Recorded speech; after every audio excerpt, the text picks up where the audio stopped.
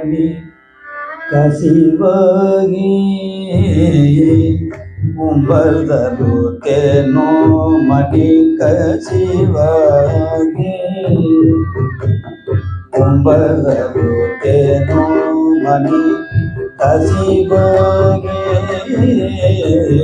உம்பர்தரு தேனோ மணி கசிவாகி உம்பர்தரு தேனோ மணி கசிவாகி உம்பர்தரு தேனோ மணி கசிவாகி உம்பர்தரு தேனோ மணி கசிவாகி உம்பர்தரு தேனோ மணி கசிவாகி உன்கடலில் தேனமுதத்தில் உணர்வோவி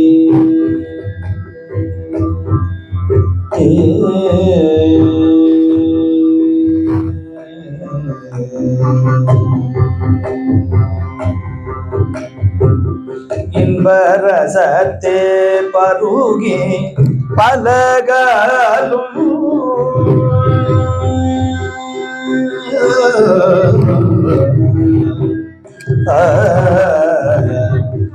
இன்பரசத்தே பருகி பலகாலும் எந்த நோயிற் காதர ஊற்று அருள்வாயே இன்பரசத்தே பருகி பலகாலும் எந்த நோயிற் காதர ஊற்று அருள்வாயே எந்த நோயிற்கு ஆதரவுற்று அருள்வாயே எந்த நோயிற்கு ஆதரவுற்று அருள்வாயே தம்பிதனக்காக வனத்து அணைவோனே தம்பிதனக்காக வனத்து அணைவோனே தம்பிதனக்காக வனதனைவோனே தம்பிதனக்காக வனதனைவோனே தம்பிதனக்காக வனத தம்பிதனக்காக வனதனைவோனே தம்பிதனக்காக வனதனைவோனே தம்பிதனக்காக வனதனைவோனே தம்பிதனக்காக வனது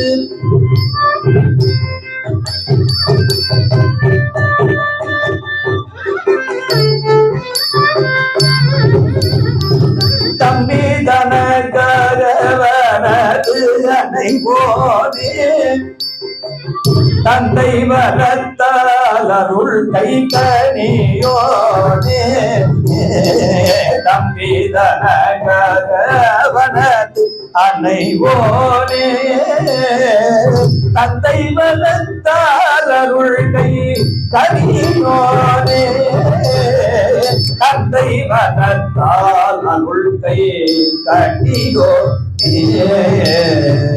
கனியோனே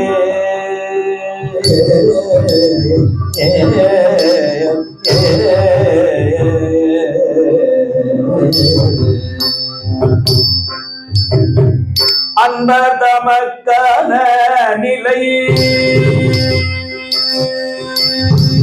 அன்பர் தமக்கான நிலை பொருளோனே அன்பர் தமக்கான நிலை பொருளோனே அன்பர் தமக்கான நிலை பொருளோனே அன்பர் தமக்கான நிலை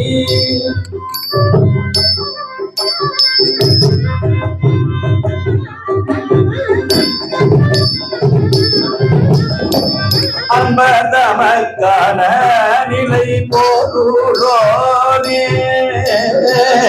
அம்பதமதன நிலை போரோடே அம்பதமதன நிலை போரோடே அம்பதமதன நிலை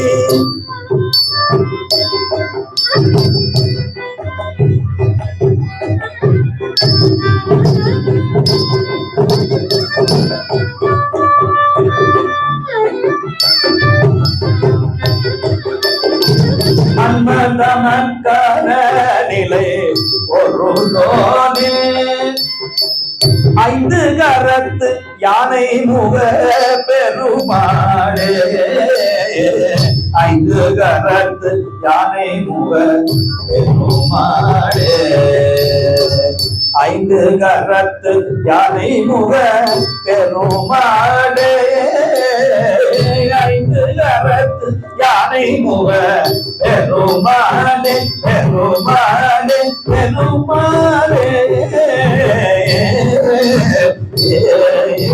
கும்பகம தேனுமணி கசிவாகி பொன்னரவி தேனமுதத்து உணர்வூரி இந்த ரசம் தேமருகி கனலும் எந்த உயிர்க்கு ஆதரவுக்கு தம்பிதன கதவனத்து நன்மை ஓடி தந்தை வன தான் அருள்கை கனியோனே அன்பர் தமக்கு ஆன நிலை பொருளோனே ஐந்து கரத்து கதை மூல பெருமாளே ஐந்து கரத்து யானை முக பெருமாளே ஐந்து கரத்து யானை முக பெருமாளே ஐந்து கரத்து யானை முக பெருமாளே ஐந்து கரத்து யானை முக பெருமாளே பெருமாளே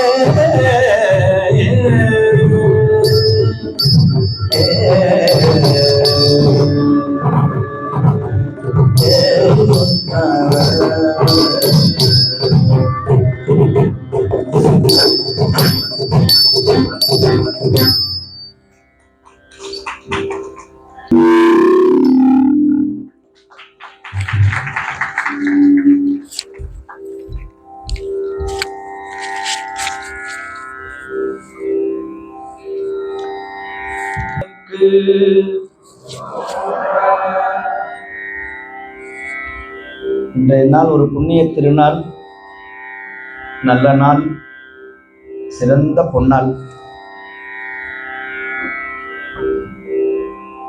முருகப்பெருமானுடைய மிக சிறப்பு வாய்ந்த ஒரு திருநாளாக இன்றைய தினம் உங்களுக்கெல்லாம் ஒரு பெரிய வரப்பிரசாதம். இன்னைக்கு வேல்மாறல் என்று சொல்லக்கூடிய ஒரு பதிகத்தை விண்ணப்பம் செய்ய போகிறேன். திருப்புகழ், கந்தர் அனுபூதி, பிள்ளைத்தமிழ், கந்தர் அலங்காரம், கந்தபுராணம்.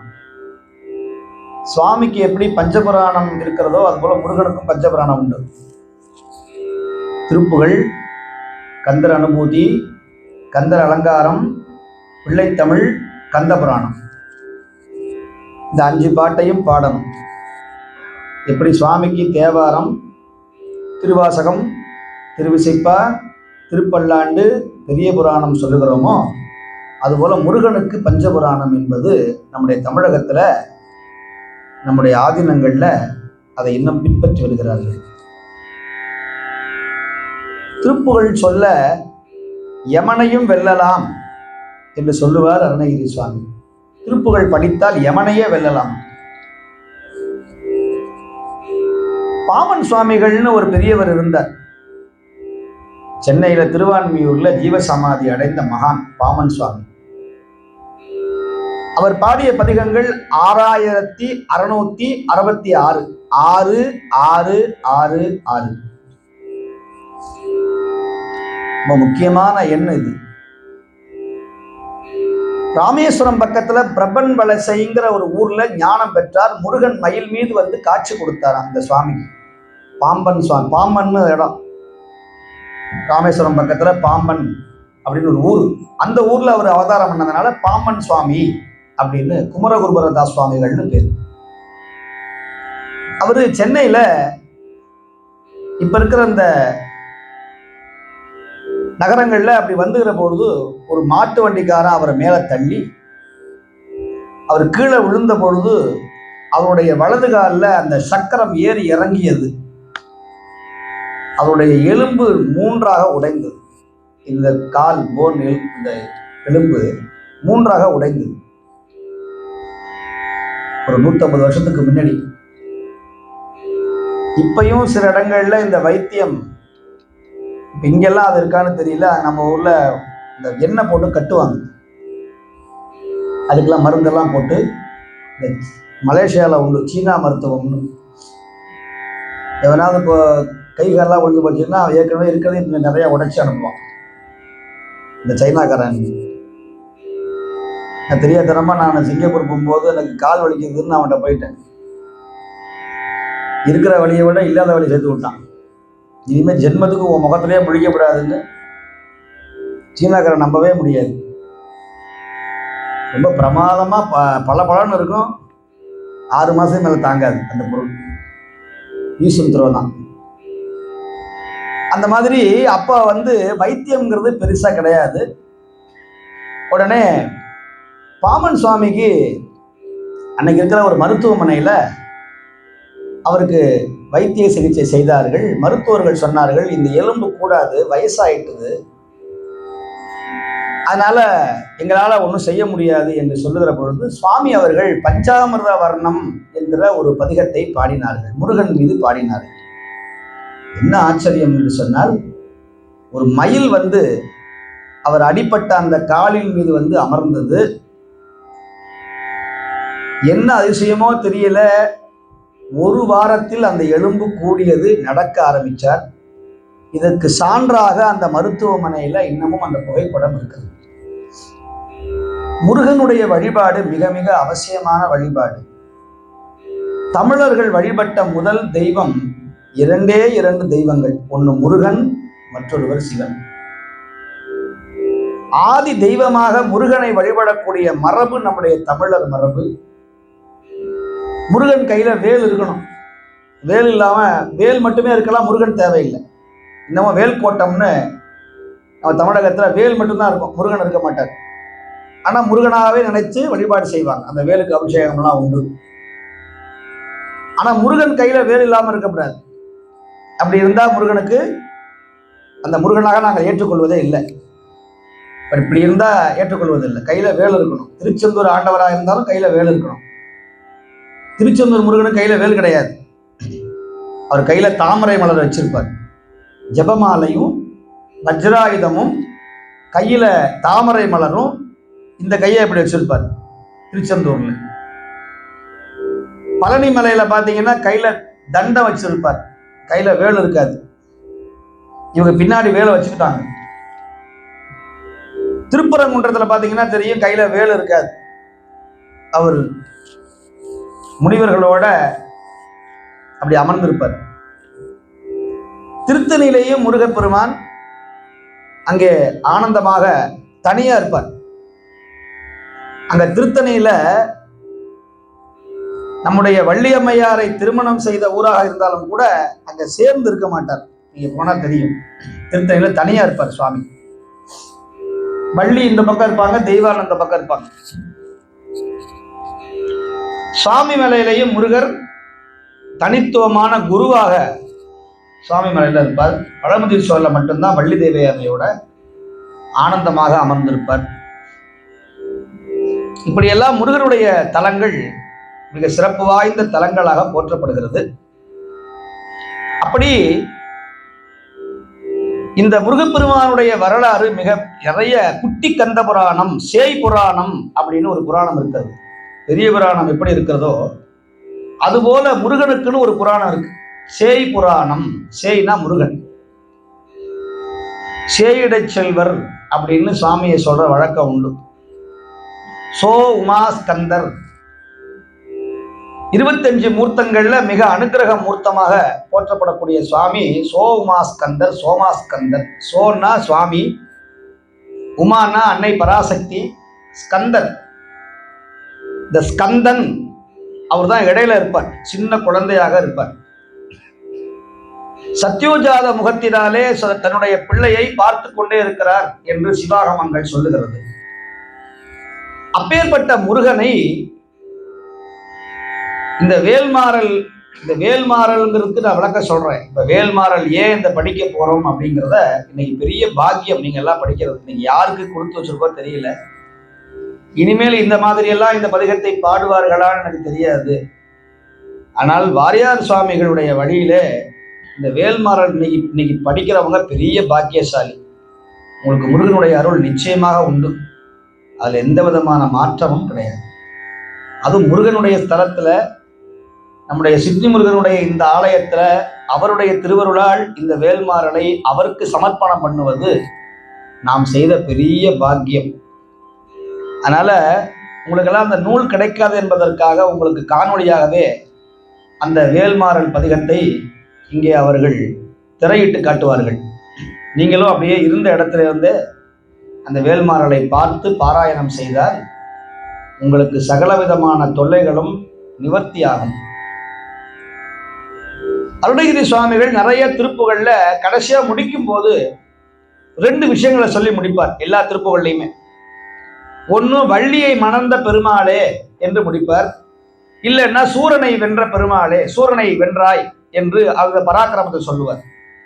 முதல்ல துவங்கும் போது சில திருப்புகள்ல பெண்களை பற்றி சொல்லுவார், தாசி பெண்களை பற்றி சொல்லுவார். இடையில மகாவிஷ்ணுவை பாராட்டுவார், சில இடங்கள்ல சிவனை பாராட்டுவார், சில இடங்கள்ல அம்பிகையை பற்றி புகழ்ந்து பேசி அம்பிகை பெற்ற குமரனே என்று அம்பாளையும் புகழ்ந்து பாடி முருகனை பாடி புகழ்வார். ஒரு வித்தியாசமான ஒரு அமைப்பு திருப்புகள். நம்ம வாழ்க்கையில ஒரு முறையாவது திருப்புகள் முற்றுதல் செய்யணும். ஆனா அதற்கெல்லாம் சில நேரங்கள்ல நம்முடைய இந்த மாத முற்றுதல், திருத்தல முற்றுதல்ல நிச்சயமா ஒரு திருப்புகள் இருக்கும் பின்னாடி. அந்த திருப்புகள்ல இப்படியெல்லாம் அருணகிரி சுவாமிகள் பாடியிருக்கிறாரான்னு எனக்கே ஒரு ஆச்சரியம் உண்டு.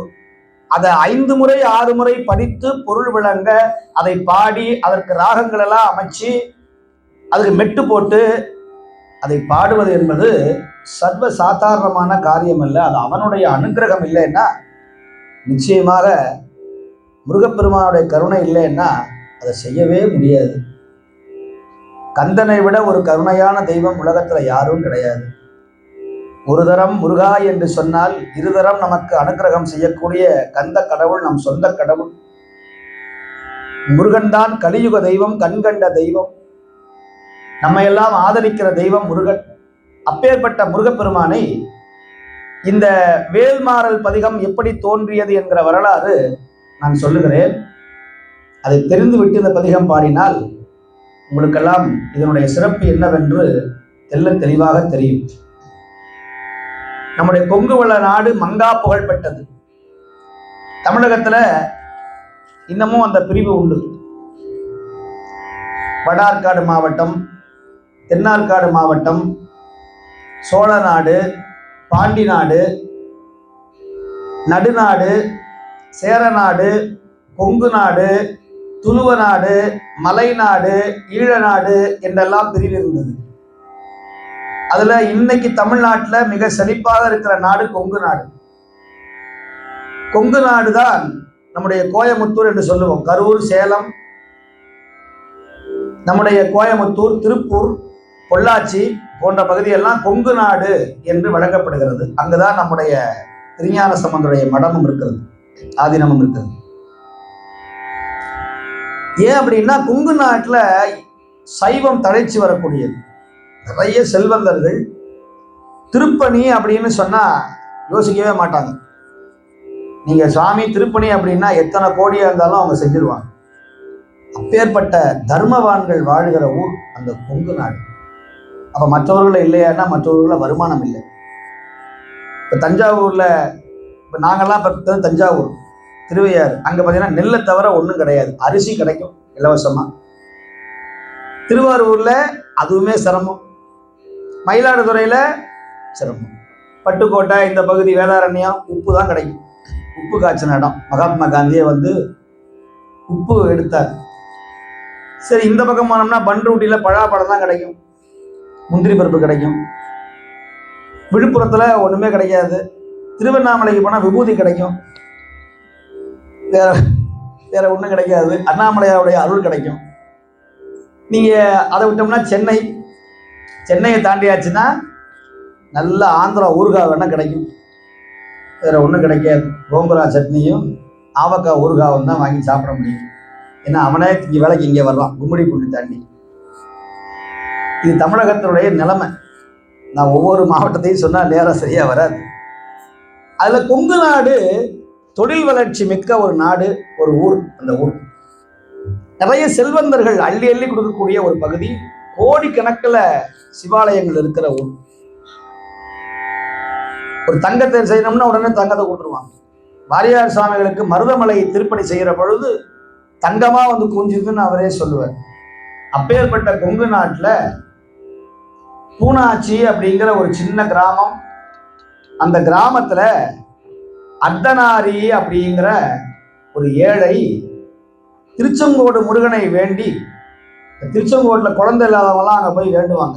திருச்செங்கோடு செங்கோட்டு வேலவன் சொன்ன அர்த்தநாரி, ஆண் பாதி பெண் பாதியா இருக்கிற ஒரே தலம். நவபாஷான முருகன், அந்த சுவாமி தசபாஷானம் 10 விஷயங்களை சேர்த்து கட்டியிருக்கிற ஒரு கோயில் அது. சுவாமி ஆண் பாதி பெண் பாதியா இருப்பார். மலைக்கு மேல நாகமலைன்னு பேரு, பாம்பு மாதிரியே அந்த மலை இருக்கும். நாககிரி பெருமாளேன்னு அருணகிரி சுவாமிகள் பாடுவார், நாககிரி பெருமாளே அப்படின்னு. அப்பேற்பட்ட அந்த சுவாமியை வேண்டி மகன் கிடைக்கணும்னு அவங்க தவம் செய்து ஒரு குழந்தை பிறந்தாங்க. அதனால அந்த சுவாமி பேரை வச்சாங்க, அர்த்தநாரீஸ்வரர்னு பேரு. அர்த்தன்னா பாதி, நாரினா பெண்ணு. அர்த்தநாரீஸ்வரர் அருளால அந்த குழந்தை பிறந்ததுனால அவருக்கு அர்த்தநாரி அப்படின்னு பேர் வைத்தார்கள். ஆண் மகன், ஆண் பிள்ளை. அந்த குழந்தை நல்லா வளர்ந்தது, பள்ளிக்கூடம் படிக்கல.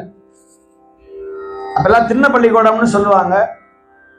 இப்ப அந்த கல்வியை அவருக்கு கை கூடல. எழுத படிக்கவே தெரியாது, அக்ஷரமே தெரியாது. யாருக்கு? அப்படிங்கிற ஒரு தொண்டருக்கு. நல்லா கவனிக்கணும் கதையை, நான் கேள்வி கேட்பேன். ஆமா. உடனே அந்த குழந்தை என்ன பண்ணுச்சு, படிப்பே இல்லாதனால, ஆனா அவங்க பரம்பரையா எல்லாரும் கிராமத்துல முருகனை வழிபடுவதனால அடுப்பு சாம்பலை எடுத்து, இங்க எப்படி இங்க இருக்கிற பழங்குடியின மக்கள் சாம்பலை எடுத்து உடம்பெல்லாம் பூசிக்கொள்ளுகிறார்களோ, அதுவே ஒரு பெரிய உதாரணம். இந்த திருநீர் சாம்பலை பூசிக்கொள்வது அந்த காலத்துல இருந்தே இருக்கு. ஆஸ்திரேலியாவில் இருக்கிற பழங்குடியினர்கள், இந்த மண்ணின் மைந்தர்கள், அவர்கள் இன்னும் கூட அந்த சாம்பலை பூசிக்கொண்டு பாவம் அவர்கள் பிச்சை எடுத்துக் கொண்டிருக்கிறார்கள். ஆனால் இந்த மண்ணிலே வாழ்ந்த பழங்குடியினர்கள் இன்னமும் அந்த மரபை, அந்த சாம்பலை பூசிக்கொள்ளக்கூடிய அந்த மரபை போற்றுகிற ஒரே நாடு நம்முடைய இந்த ஆஸ்திரேலியா நாடு என்கிற இந்த புண்ணிய நாடு. இதை யாரும் மறந்து விடவே கூடாது. அவனுக்கு தெரியுது சாம்பலை பூசணும்னு, விபூதி பூசணும்னு அவனுக்கு தெரியுது. நம்முடைய ஆலவாயான் திருநீரை நாம் பூசிக்கொள்வதற்கு பூசப்படுகிறோம். இதை வெளியே சொல்ல வேண்டியிருக்கிறது. உடனே இவர் என்ன பண்ணாரு, அடுப்பு சாம்பலை எடுத்துட்டு பூசுவார். ஒரே ஒரு மந்திரம் சொல்லுவார். நான் அடிக்கடி சொல்ற ஒரே மந்திரம். என்ன மந்திரம் சொல்லுங்க? என்ன மந்திரம் சொல்லுங்க? அதெல்லாம் ரொம்ப விஷயம் தெரிஞ்சவங்க சொல்றது. சாமானியன்னு சொல்லக்கூடிய மந்திரம் எது? நேற்று கூட சொன்னேன், முதுகு வலிச்சா என்ன சொல்லுவீங்க? முதுகு வலிச்சா என்ன சொல்லுவீங்க? முருகா. எது? ஆமா, ஊருகா இல்லை, ஊருகான்னு நல்லா வருது. முருகான்னு சொல்லுங்க. சத்தமே வரலையே. முருகன் காதில் கேட்க வேண்டாமா? முருகா. வாரியார் சாமி அவங்க, நான் சின்ன பிள்ளையா இருக்கும்போது வாரியார் சாமி போய் வயலூர்ல வாரியார் சாமி நேரில் பார்த்துருக்கேன். அவர் பாராட்டுவார். நல்லா ஞாபகம் இருக்கு. வாரியார் சாமி நீங்க பார்த்துருப்பீங்க பெரியவங்கெல்லாம். அவர் இங்க வந்திருக்காரான்னு தெரியல. ஆனா வாரியார் சாய் பாத்தீங்கன்னா அப்படியே தங்க மாதிரி ஜொலிப்பார், இப்படி ஆள் இப்படி இருப்பார். ஒரு குரல் மாதிரி இனிமே உலகத்துல வராது. முருகா அப்படிம்பார், சபையே அழகும். முருகா அப்படின்னா அப்படியே வெங்கலத்துல போட்டு உடைச்ச மாதிரி, வெங்கல பானையை உடைச்ச மாதிரி சொல்வார். அப்படி சொல்லுவார் முருகா அப்படின்னு. அப்பேற்பட்ட அந்த அர்த்தநாரி என்கிற அந்த தொண்டர் ஒரு சின்ன பிள்ளையா இருக்கும்போது அந்த அடுப்பு சாம்பலை பூசி முருகா என்ன சொன்னார்? முருகா. ஆமா, முருகன் வருவார். வருவாண்டி அருள்வாண்டி மலையாண்டி. எப்படி வருவார்? கூப்பிட்டு தான் வருவான். முருகன் மட்டும் கூப்பிடணும். நீங்க மற்ற தெய்வங்களை வழிபடணும், ஆனா முருகனை கூப்பிட்டு தான் வருவார். ரொம்ப ரொம்ப ரோஷக்கார தெய்வம். தனக்கென்று ஒரு நாடு, தனக்கென்று ஒரு மொழி, தனக்கென்று ஒரு மக்களை கொண்ட தனித்துவமான தெய்வம் முருகன், குமரன். அவனை கூப்பிடணும், வருந்தி அழைக்கணும். பாவா என்று கூப்பிடணுமா? பாவா என்று பரிந்து மகிழ்ந்து வரவழைத்தால் வாராதிருக்க வழக்குண்டோ வடிவேல் முருகா வருகவே, வளரும் களப குறும்பை முளை வள்ளி கனவா வருகவே. அப்போ வீட்டுல இன்னைக்குமே வேலைக்கு போகலைன்னா என்னதான் ஆசையா குழந்தையை பெற்று வளர்த்தாலும் அப்பாவுக்கு கோபம் வரும். ஏண்டா தண்டசோறு, இப்படியே வளர்றியே, ஒரு மாடு மேய்க்க மாட்டியா, ஒரு காலனா அரையனா கொண்டு தர மாட்டியாப்பா காசு. ஒரு கோபம் வந்துருச்சு. என்னைக்குமே சின்ன வயசுல அப்பா கேட்டா கோபம் வரும் பிள்ளைங்களுக்கு. அப்புறம் தான் தெரியும் பின்னாடி அந்த கோபத்தோட அர்த்தம் என்னன்னு. இவர் என்ன பண்ணாரு, நேரா ஒரு மாட்டு வண்டி மேல ஏறி உட்கார்ந்துக்கிட்டார். அந்த மாட்டு வண்டி எங்க போகுதுன்னு தெரியல. ரமணர் மாதிரி இவர் போக ஆரம்பிச்சிட்டார். நேர அந்த மாட்டு வண்டி சத்தியமங்கலம் வழியா போய், வீரப்பவானந்த காட்டு வழியா போய் நேர மைசூர் மகாராஜாவுடைய, அப்படி போனா மைசூர் பின்னாடி, அந்த மலைக்கு பின்னாடி மைசூர், அந்த பண்ணாரி மாரியம்மன் கோயில்னு ஒன்று இருக்கும். அதுக்கு நேர் பின்னாடி போனீங்கன்னா அப்படியே இந்த இப்படி போனா ஊட்டி போகும், இப்படி போனா மைசூர் போய் இறங்கிடலாம். கொள்ளையகால் தாளவாடின்னு சத்தியமங்கலம் வீரப்பன் வாழ்ந்த காடு அது. அப்படி ஏறி இறங்குனீங்கன்னா மைசூர். மைசூர் அப்படின்னு மிக அற்புதமான ஊர் மைசூர். கர்நாடகாவில் இருக்கிற மகிசூர், மகிஷனை அழித்த ஊர் மகிசூர், மகிசூர்னு மாறிடுச்சு. கன்னட பெருமக்கள் வாடுகிற ஊர். அந்த ஊர்ல போய் அப்போ மைசூர் மகாராஜா, இன்னமும் நம்ம தமிழ்நாட்டில் பெரிய மைசூர் மகாராஜா பையன் நினைப்பா அப்படின்னு சொல்லுவாங்க. என்னடா பெரிய மைசூர் மகாராஜா நினைப்பாடா அப்படின்னு சொல்லுவாரு. உடனே இந்த மைசூர் மகாராஜா வாசல்ல போய் இந்த மாட்டு வண்டி நிக்குது. எதுக்குன்னா அங்க இருந்து சரக்கு, இந்த அரிசி பருப்பெல்லாம் இங்க இருந்து போகுது. இவர் பாக்குறாரு ஒரே பேலஸ், ஒரே அரண்மனை. அங்க இருந்து பாருங்க, இந்த விதி நம்முடைய நல்வினை எங்கேயாவது வேலை செய்யும். நமக்கு யாராவது ஒருத்தர் உதவி செய்வான் எங்கேயாவது. அது ஆஸ்திரேலியாவா இருக்கலாம், எங்கேயா இருக்கலாம். நம்ம வேலை தேடி வந்திருப்போம், படிக்க வந்திருப்போம். யாராவது ஒருத்தர் மூலமா நமக்கு இறைவன் நமக்கு செய்த நல்வினையின் மூலமாக நமக்கு ஒரு உதவி வந்து கிடைக்கும். அப்படி கிடைச்சா நம்ம புண்ணியம் பண்ணியிருக்கோம்னு அர்த்தம். அடி கிடைச்சதுன்னா உடனே ஊரை காலி பண்ணிருக்கணும்னு அர்த்தம். ஒருத்தர் நம்ம உதவி செய்யறாருன்னா நம்ம ஏதோ புண்ணியம் பண்ணியிருக்கணும். ஒரு வீட்டுக்கு கூப்பிட்டு சாப்பாடு போடுறாருன்னா, ஃபேன்லாம் வைக்கிறாருன்னா, நான் ஏதோ போன ஜென்மத்துல புண்ணியம் பண்ணியிருக்கிறேன்னு அர்த்தம். சாப்பாடே கிடைக்காம தெருவா அலைஞ்சோம்னா நான் நிறைய பாவம் பண்ணியிருக்கேன்னு அர்த்தம். நம்ம செய்யற புண்ணியம் தான் நம்மை காப்பாற்றுகிறது. அப்ப என்னாச்சு, அங்க இருந்து ஒருத்தர் வந்தார். தம்பி எங்கப்பா இருந்து வர்றேன்? ஐயா நான் இப்படி தெரியாதனமா மாட்டு வண்டியில ஏறிவிட்டேன், எனக்கு எங்க வர்றதுன்னு தெரியல, பசிக்குதுன்னாரு. ஏ வாப்பா அப்படின்னு கூட்டிட்டு போய் அவருக்கு சாதம்லாம் சாப்பாடுலாம் போட்டுட்டு, நீ என்ன வேலை செய்வ? ஐயா எனக்கு ஒன்றும் தெரியாதுங்க, இங்க பாரு இது மைசூர் மகாராஜாவுடைய பேலஸ், நான் சமையல்காரன், அவருக்கு சமையல் பண்றவன் நான். நீ காய்கறியை நறுக்கு, பாத்திரம் கழுவு, இந்த சாமான்லாம் எடுத்து வை, உனக்கு 3 வேளை சாப்பாடு போடுறேன், இங்கேயே இருந்துக்கிறியா? ஐயா சாப்பாடு போட்டா நான் இங்கேயே இருந்துக்கிறேன். இப்ப என்ன பண்ணாரு, 4 வண்ணம் பொழுதுரு மேனியா 6 மாதம் அடுப்பங்கரையிலேயே வாழ்ந்தார். யார்? இந்த ஏழையான அர்த்தநாரி என்கிற ஒரு சின்ன பிள்ளை. இப்ப நிலைமை பாருங்க, விதி எப்படி வருதுன்னு பாருங்க. இந்த மைசூர் மகாராஜாவுக்கு ரசம்னா பிரியம் அவருக்கு. இந்த சாம்பார்ங்கிற வழக்கம் தமிழ்நாட்டில் உண்டு, இலங்கையில கிடையாது. சாம்பார்ல இலங்கையில வெறும் பருப்பு கறி மட்டும்தான், சாம்பார் வைக்க தெரியாதுமா. இது உண்மையாக பார்த்தா அடிப்படையான சாப்பாடு தான் பருப்பு கறி தான், சாம்பார்ங்கிறது கிடையவே கிடையாது. இது தஞ்சாவூர்ல சரபோஜி மகாராஜா தினமும் பருப்பு கறியும் இந்த மற்ற கறிகள்லாம் வச்சானா. அந்த ஆளு கேட்டா, ஏண்டா நான் மகாராஷ்டிரா வந்திருக்கிறேன், தினமும் பருப்பா வைக்கிறியே, என்னடா இது வாயில சாப்பிட முடியலையே அப்படின்னா மராத்தியில. இந்த சமயக்காரன் பார்த்தா, என்னடா பெரிய வம்பா போச்சுன்னு சொல்லி இந்த பருப்போட சேர்த்து கொஞ்சம் தண்ணியை கொஞ்சம் ஊற்றி 2 மரக்கறிகளாக உள்ள போட்டு ஒரு சூடு பண்ணி இதை சாப்பிட்டாரு பாருங்க. அவன் பேர் சம்பாஜின்னு பேரு. யாரு பேரு? அந்த சரபோஜி மன்னனுடைய பேர்ல பேர் சம்பாஜி அப்படின்னு பேரு. இந்த சம்பாஜி என்ன பண்ணா, ஆகா பிரமாதமா இருக்கு பலே அச்சா அப்படின்னா பாருங்க, சம்பாஜி சாம்பாஜி அது சாம்பார் ஆயிடுச்சு. இந்த சாம்பாருக்கு வரலாறு இதுதான். சாம்பாருக்கு கிடையவே கிடையாது. சம்பாஜி சாப்பிட்டதுனால சாம்பார்னு மாறி போச்சு. ஆமா. அப்ப உடனே கேட்பீங்க, தோசைனா என்னன்னு கேட்கப்படாது. தோனா 2, தோனா 1 2 3 4 5. இத மகாபெரியவர் சொல்றார். தோசை அப்படின்னா 2 பக்கமும் திரும்பி போடுறதுனால தோசை அப்படின்னு பேர் வந்து. அடுத்த கேள்வி, அப்ப இட்லின்னா என்னன்னா, இட்டு இலினார். தட்டுல போட்டீங்கன்னா நமக்குன்னு உள்ள போயிடுது இல்லை, அதனால இட்டு இலியா. இட்டுனா போடுறது, இலினா இல்லை.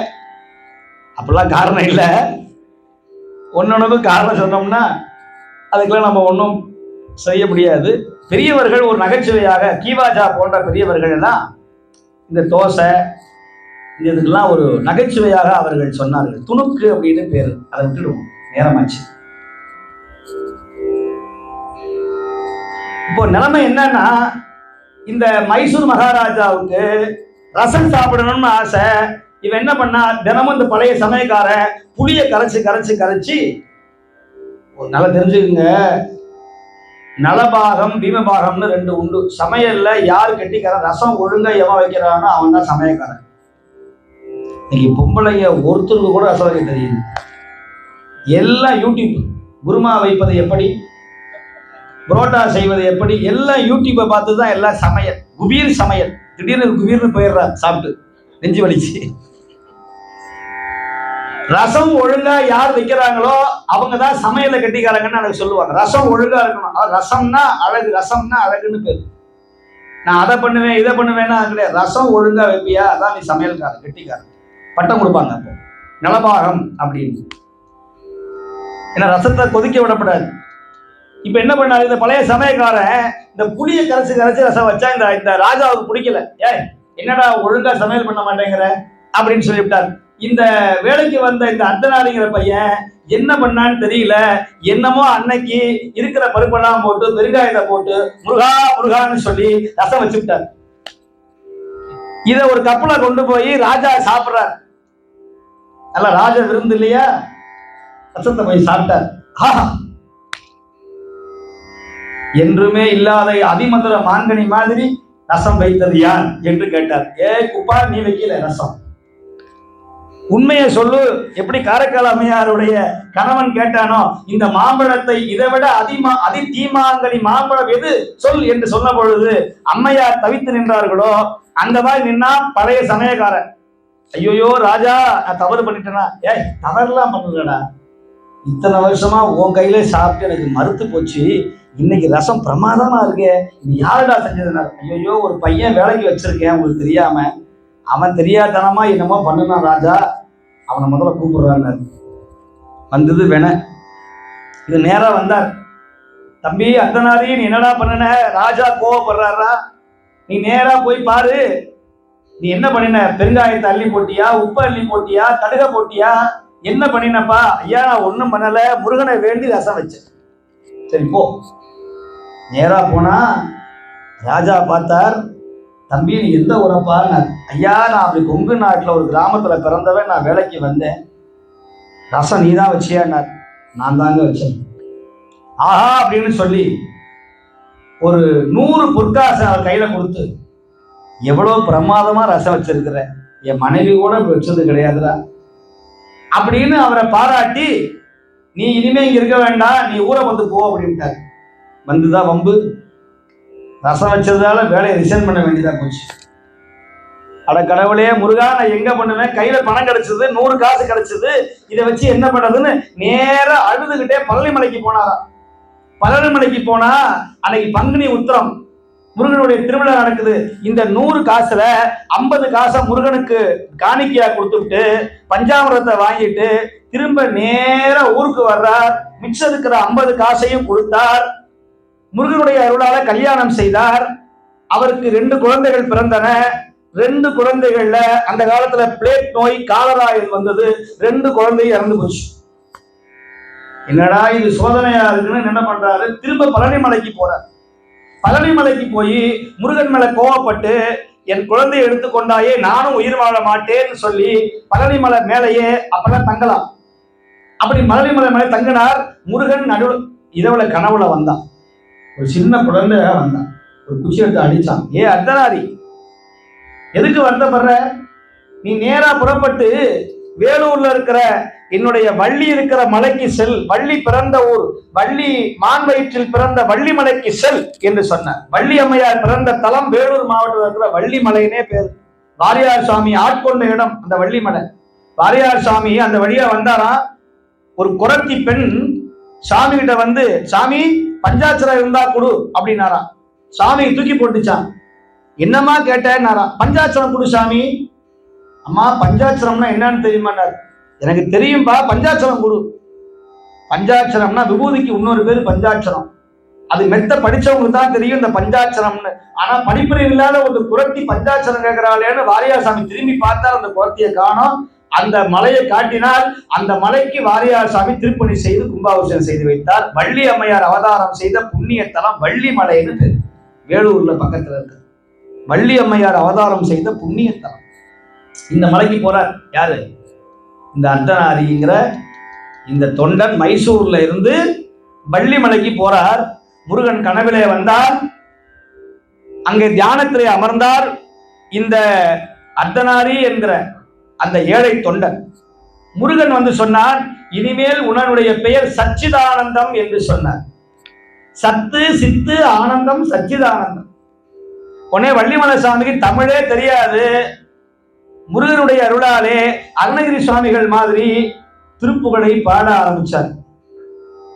இப்ப அவர் எழுத படிக்க தெரியாதவர் பாடினதா இந்த வேல்மாறல் என்ற பதிகத்தை நான் சொல்ல போகிறேன். அவர் பாடியதுதான் இந்த வேல்மாறல். நீங்களே பாருங்கோ, ஒரு படிக்க தெரியாதவர் இப்படி பாட முடியுமா என்று நீங்கள் நன்றாக கவனியுங்கள். முருகனுடைய அருள் இருந்தால் ஒரு கல் கூட கவி பாடும். முருகனுடைய அருள் இருந்தால் ஒன்றும் இல்லாதவர் கூட ஓங்கி வாழ்வார். முருகனுடைய அருள் இருந்தால் முக்காலமும் உணர்வார். முருகனுடைய கருணை இருந்தால் அவர்களுடைய முன்னை வினையெல்லாம் தீரும். அப்பேற்பட்ட எல்லாம் வல்ல முருகன் கந்தன் கலியுக தெய்வம் நம்மையெல்லாம் காத்து வருகிற எல்லாம் வல்ல நல்லை கந்தனுடைய கருணையை எல்லாரும் பெற வேண்டும் என்பதற்காக வள்ளிமலை சுவாமிகள் வாய் திறந்து பாடினார் வேல் மாறல். அதன மாறல் அப்படின்னா மாறுவது மாறல். முருகன் போருக்கு போகும்போது என்ன பண்ணானா, இந்த கையில வேலை எடுத்துட்டு போனானா. இப்ப நமக்கு இந்த 2 கை இருக்கிறதுனால என்ன ஆகும்னா, அடிக்கடி இந்த ஏதாவது லக்கேஜ் போனீங்கன்னா லக்கேஜை மாத்திக்கிட்டே இருப்போம். இப்ப சுவாமி பார்த்தாரா, இந்த வேலை இப்படி கொண்டு போனாராம், திரும்ப இந்த கையில மாத்தினாராம், திரும்ப இந்த கையில மாத்தினாராம். இந்த பாட்டு பாத்தீங்கன்னா ஒரு 8 பாட்டு தான் இதுல இருக்கு. 8 சாங்ஸா இருக்கு. அதுல இந்த 8 64 8 முறையா மாத்தி மாத்தி வேலை மாத்துறதுனால இந்த பாட்டு 64 வரும். இந்த வேல் மாதிரியே அப்படி மாறி மாறி வரும். அதான் வேல்மாறல் அப்படின்னு பேரு. இதை படிச்சா சத்ரு சம்ஹார திரிசதின்னு ஒரு மந்திரம் உண்டு. முருகனுக்கு 6 முகங்கள். அந்த 6 முகங்களுக்கும் 50 மந்திரங்களாக 300 மந்திரங்கள். திரி சதி, சதினா 100, திரினா 3, 300 மந்திரங்களை 6 5 30 என்கிற அந்த 300 மந்திரத்தை நம்முடைய சிவாச்சாரியார்கள் மிக அழகாக சொல்லுவார்கள். அந்த திரிசதி அர்ச்சனை என்கிற சுவாமியினுடைய 6 முகத்திற்கும் அர்ச்சனை உண்டு, நைவேத்தியம் உண்டு, தீபாராதனை உண்டு. அப்படி இந்த சுவாமியினுடைய அந்த வேல்மாறல் என்கிற அந்த திரிசதி மந்திரத்திற்கு மிக சக்தி வாய்ந்த மந்திரமாக இந்த வேல்மாறல் பதிகமானது போற்றப்படுகிறது, புகழப்படுகிறது. அன்பர்கள் இன்றுதோறும் வீட்டில் எல்லாரும் வேல் வைத்து, எல்லார் வீட்லையும் வேல் வைக்கலாம். அப்படி வேலை வைத்து இந்த மந்திரத்தை சஷ்டி அன்னைக்கு சொல்லணும். வளர்பிறை சஷ்டி அன்னைக்கு சொல்லணும்.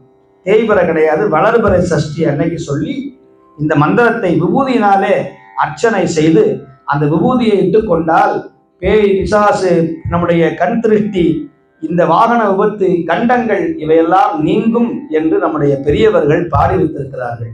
அந்த பதிகத்தை இப்பொழுது நீங்கள் எல்லாரும் பாடப்போகிறீர்கள். இது ஒரு பெரிய வரலாற்று சாதனை. சித்தி முருகனுடைய இந்த ஆலயம் மேன்மேலும் வளர்ச்சி அடையவும் இங்கிருக்கிற வந்திருக்கிற அன்பர்கள் எல்லோரும் மிக சிறப்பு வாய்ந்த வாழ்க்கையை பெறுவதற்காகவும் இந்த வழிபாட்டை நம்முடைய பெரியவர்கள் இந்த வழிபாட்டை ஏற்பாடு செய்திருக்கிறார்கள். இந்த ஆண்டு வருட பிறப்பு உங்களுக்கு மிக நல்ல ஆண்டாக இருக்க வேண்டும் என்பதற்காக சத்ரு சங்கார இந்த வேல்மாறல் என்கிற இந்த மந்திரத்தை சச்சிதானந்த சுவாமிகள், வள்ளிமலை சுவாமிகள், அர்த்தநாரி என்கிற வள்ளிமலை சுவாமிகள் திருவாய் மலர்ந்தருடைய இந்த அற்புதமான பதிகத்தை இன்று எல்லோரும் சேர்ந்து பாடப் போகிறோம். நான் அதற்கெல்லாம் விளக்கம் சொன்னோம்னா நேர அவகாசம் முடிந்துவிடும். ஏன்னு சொன்னா நமக்கு கிடைத்திருப்பது மிக மிக குறைந்த மணி நேரங்கள். ஆகையினால அதிலே நமக்கு என்ன முடியுமோ அதை நான் சொல்லி இந்த நம்முடைய இந்த வேல்மாறல் என்கிற இந்த மந்திர மாலையை நான் சொல்ல இருக்கிறேன். வெற்றிவேல் முருகனுக்கு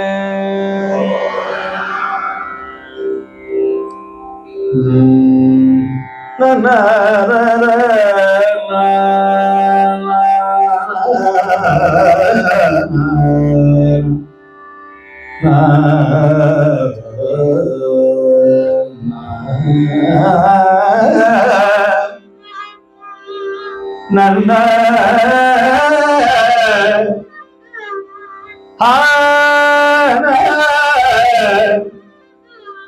நல்ல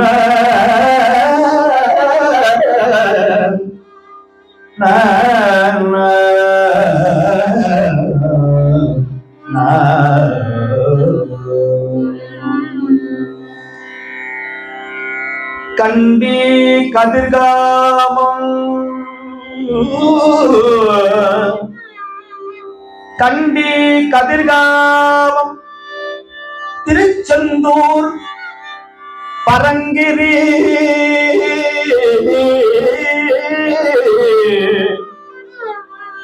காசினியில் புகழ் பறக்கத்தலமான கரம் கொண்ட திருஆவினன்குடி திருத்தணிகை 8 குடி பண்டியல் கோடான கோடி தடங்கள் சூழ்கின்ற தென்னையா அருணகிரி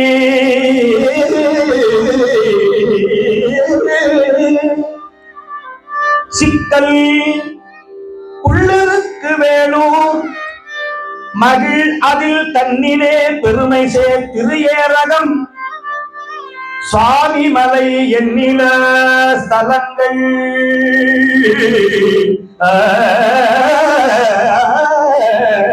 நல்ல சந்தி சாமுண்டி மகாதேவி சங்கரி திரிபுரை ஈன்ற பாலல் ஜகமகிழ் புகழ் பெற்ற முருகன் முருகன் கார்த்திகேயன் கார்த்திகேயன் கார்த்திகேயன் கார்த்திகேயன் முருகன் ஸ்தலங்களில் பெருமையை செப்பவும் முடியாது. முருகனின் பெருமையை செப்பவும் முடியாது. முருகனின் பெருமையை செப்பவும் முடியாது. ஆதலால் கண்டிக்க வேலாயுதம் கொண்ட மூர்த்தியே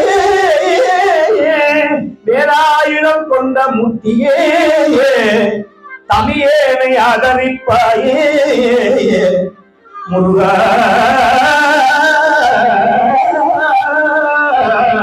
வேலாயுதம் கொண்ட மூர்த்தியே வேலாயுதம் கொண்ட மூர்த்தியே தமியேனை ஆதரிப்பாயே முருகா முருகா முருகா முருகா முருகா முருகா முருகா சதுர்மறைகள் புகழ்கின்ற சுவாமி மலை தன்னில் சுவாமி மலை தன்னில் வாழ் முருகனே, சுவாமி மலை முருகனே நின்றாள் சரணம். சுவாமி மலை முருகனே சதுர்மறைகள் போற்றுகின்ற விசாக குன்றிலே அமர்ந்த சித்திவால் முருகனே, முருகனே முருகனே முருகனே முருகனே முருகனே.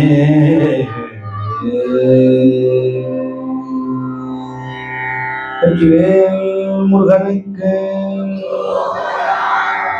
வேல்மாறல் பதிகம். சண்முகப்பிரியா ராகம். நீங்களும் அதை பார்த்து உங்கள் மனதில் இருக்கிற எந்த குறையாக இருந்தாலும் முருகா என்று மனதிலே தியானம் செய்து இந்த பாடலை சொல்லுங்கள். எந்த வியாதியும் உங்களை அணுகாது, நோய் குணமாகும். அப்படி நோய் இருந்தால் நல்ல மருத்துவரை முருகன் அனுப்புவார். உங்களுடைய மருந்து வேலை செய்யும், உங்களுடைய தொழில் வளம் முன்னேற்றம் அடையும், பித்ரு தோஷம் நீங்கும், கல்யாண திருமண தடை நீங்கும், புத்திர பாக்கியம் கிடைக்கும். முருகன் ஒரு பெரிய வரப்பிரசாதம் சந்திரி தடை. முருகனுக்கு யாரும் முருகன்கிட்ட கடனே வாங்கப்படாது, வட்டி முதல்ல சேர்த்து வாங்குவாங்க. முருகனுக்கு பேரே செட்டின்னு பேரு, செட்டி அப்பன்.